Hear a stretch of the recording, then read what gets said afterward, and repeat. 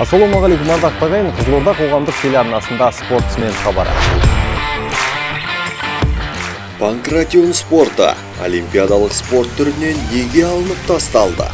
Бұл спорттың құрамында, яғни ұру, соғу, күрес, бүкіл жауынгерлік өнердің қосындысы болғандықтан спортшылар жарақат алуы мүмкін.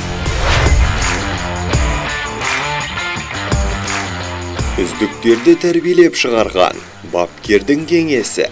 Жастары 45-ке, 50-ге дейін кісілер жүр. Спорт ешқашан кеш емес. Біреулер айтады, мен жасым сүйем қатайып кетті ғой. Кез келген уақытта спортқа айналысуға болады.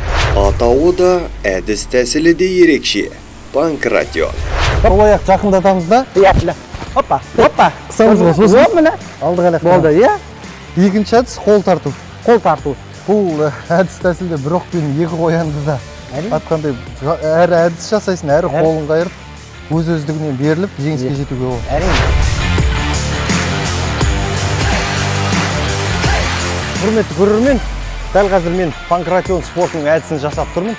Бұл туралы білгіңіз келсе, тағы да басқа да әдістерді көргіңіз келсе, біздің бағдарламаны әр сәрсенбі сайын жіберіп алмаңыздар.